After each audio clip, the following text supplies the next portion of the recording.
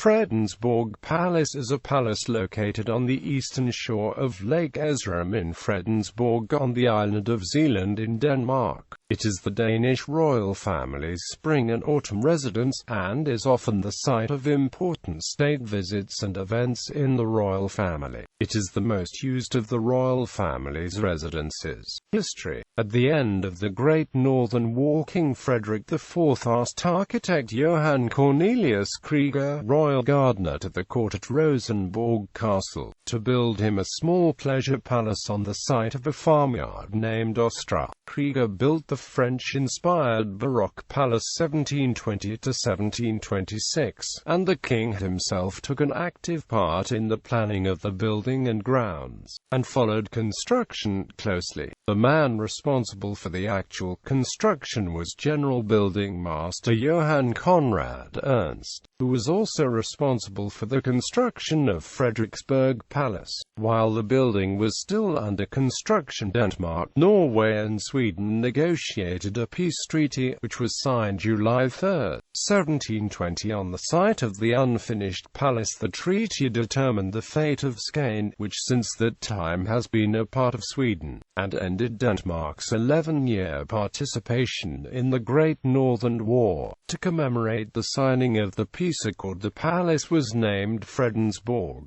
The palace complex consisted of a small, almost square, 1.5-story high main palace with dome and lanterns. It is positioned exactly at the center of what is known as a hunting star, a number of straight intersecting paths in a game hunting reserve. During a hunt, it was permissible to shoot freely straight down the long paths, which radiated out from the center. The dome hall measured 15 by 15 meters, and had a height of 27 meters.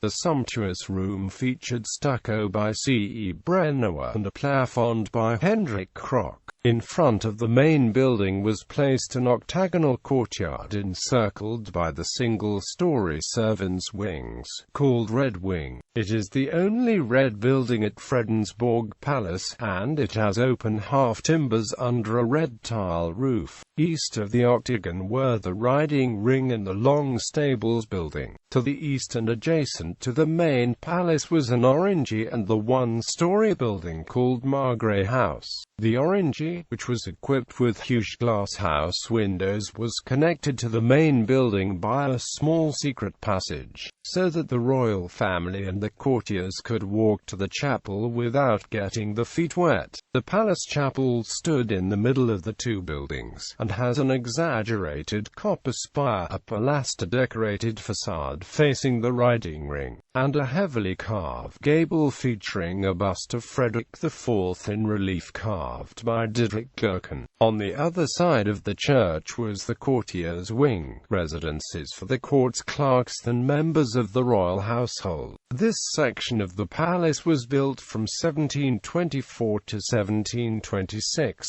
and introduces elements of the Dutch Baroque style and Rococo. The palace was extended throughout the early 18th century. However, the main structure of the palace has remained unchanged since its inauguration on October 11, 1722, the king's 51st birthday. Krieger completed his work on the palace with the erection of the new court chancery building in 1731. The black glazed tile, half-hipped roof building is now known as the Chancellery House. It butted up to the riding ring on the southern edge. Until her death, the late Queen Mother, Queen Ingrid, used this house as her private residence. The part of Palace Chancellery House is the spring and autumn home of Crown Prince Frederick and Crown Princess Mary. A major alteration of Krieger's original building was made in 1741 to 1744 when Laurits de Thurah, the king's favorite architect, elevated the roof of the palace's main building. The slanted roof was replaced by a flat one, and a characteristically de Thurah sandstone balustrade was erected. In 1751 he also transformed the Orangery into a residential building for the ladies-in-waiting. In 1753 Nikolai VIII extended the palace by adding 4 symmetrically positioned corner pavilions with copper pyramid-shaped roofs to the main building. In the 19th century, King Christian IX and Queen Louise, who counted England's Queen Alexandra, King George I of Greece and Empress Maria Feodorovna of Russia amongst the children, used Fredensborg to host annual family reunions. There her children, including the future Tsar Nicholas II of Russia and Kings George V of the United Kingdom, Haakon VII of Norway, and Constantine I of Greece, as well as the future Queen Maud of Norway, would play games in the park. The park and gardens. The palace gardens are among Denmark's largest historical gardens, and are Denmark's finest example of a Baroque garden. These too was designed by Krieger, and were extended and altered during the 18th century. The long, straight avenues which extend from the castle in a star-shaped pattern were recreated in the 1970s to 1990s. Between these avenues lies large wooded areas with winding paths. Most of the statues in the gardens were sculptured by Johan Uwedewell. Of special interest is the Valley of the Norsemen, with approximately 70 sculptures of Norwegian and Faroese farmers and fishermen, originally carved by J.G. Grund.